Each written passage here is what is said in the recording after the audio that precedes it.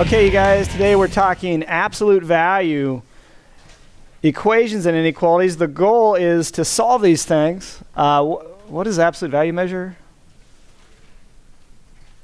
Like, what's the absolute value of negative 5? 5. Oh, what's the absolute value of positive 5? 5. So what does absolute value measure?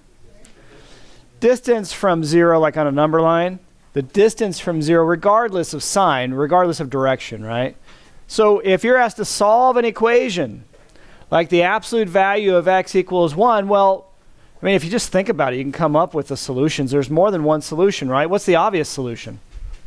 1 works, sure. But what's another solution that also works that would satisfy the absolute value equation, I should say? Negative 1, right? Because if you plugged in negative 1 for x and take the absolute value of it, you still get positive 1, don't you? So you get 2 solutions, 2 for the price of 1. X equals negative 1 or x equals 1. Well, it's not that bad, is it? Let's relate this to something graphical. It's always good to think graphically.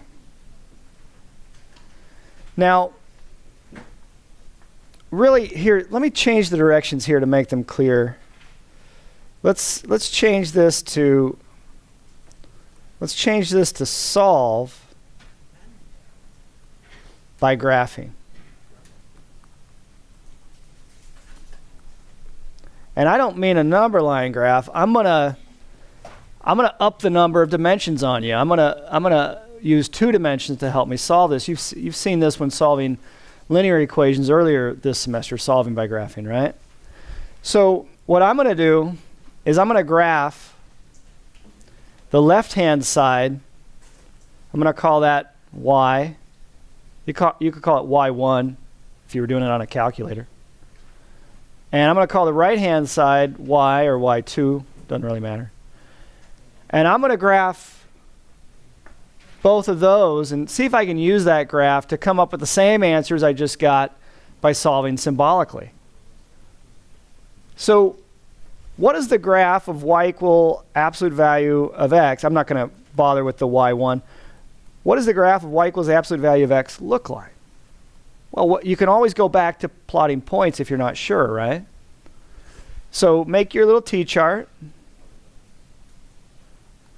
What would be some good x values to input here? How about 0 is a good one? And then maybe a negative number would be good. Negative 1 maybe, and 1.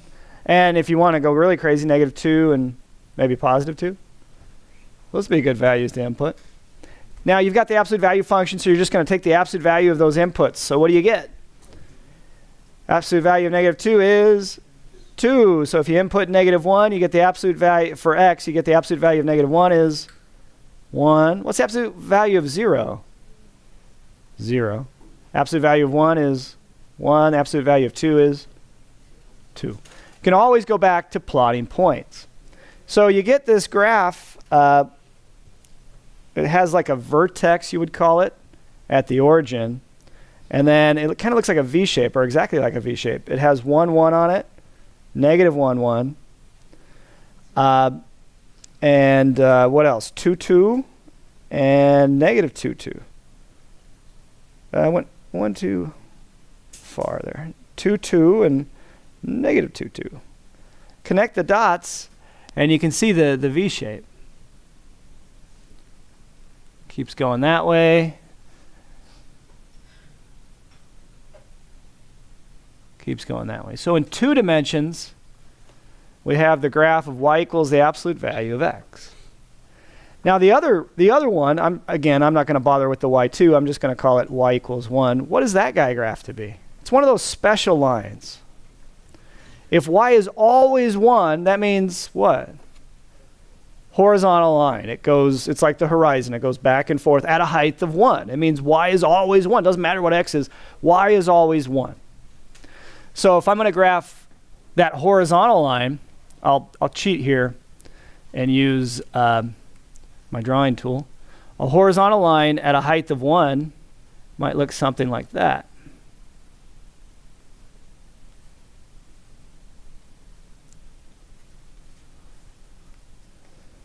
Okay.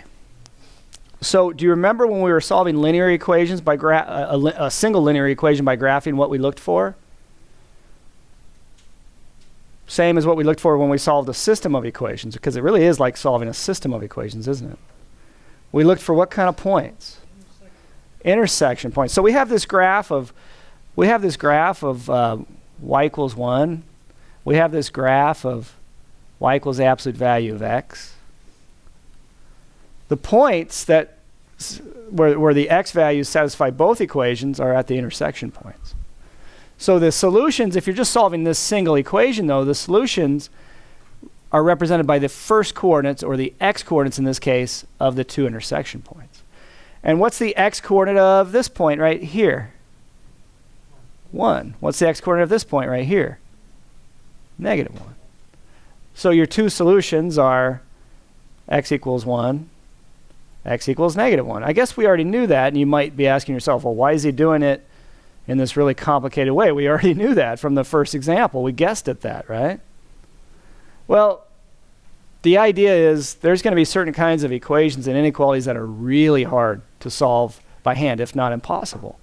But this method is really easy for a calculator that graphs functions.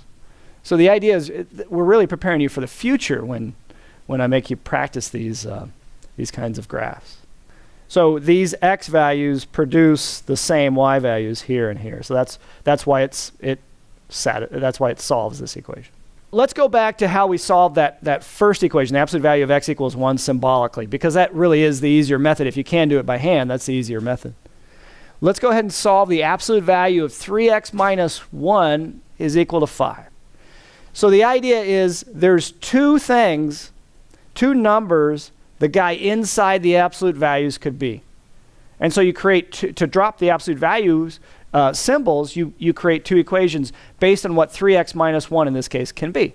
What two numbers can 3x minus 1 be?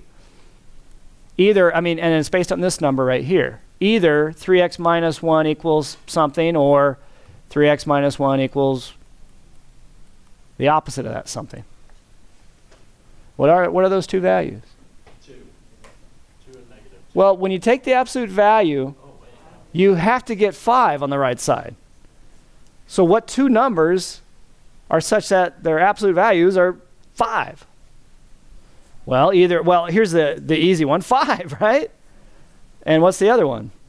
-5. So long story short, as long as you have the absolute value on one side and a single number, positive or at least non-negative number on the other side, then you set the guy inside the absolute values, the 3x minus 1 in this case, equal to the guy on the right side or the opposite of the guy on the right side. Does that make sense? Assuming it's left to right like it is here, with the absolute value on the left.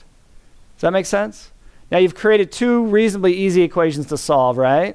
So let's go ahead and solve 3x minus 1 equals -5. What do we do? Add 1. What does that get us? 3x equals -4. So what do we do to get x? Divide by 3. And we have it. We have x equals -4/3. Well, we have one solution, that is. Do the same operations to the other equation, except it'll turn out a little different because we have +5 on the right side. So if we add 1 to both sides here, what do we get? 3x equals 6. Divide both sides by 3, just like we did over here. Then what do we get? So x equals just 2. Okay. So we get x equals -4/3 or x equals 2. Do you think you can check your answers? Any equation you can check your answers, you guys. We won't make a big deal out of it, but just to illustrate, okay, if you plug a 2 in here and do the operations on the absolute values act like parentheses, so do the operations on the inside first.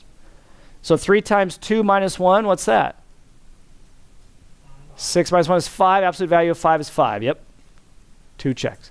Okay, negative. It's a little harder. -4/3. So if you plug in -4/3, it's actually not harder, because if you take 3 times -4/3, what happens to the 3's? Gone. And you have -4 minus 1. -5. Absolute value of -5 is 5. That checks also. You can always check your answers.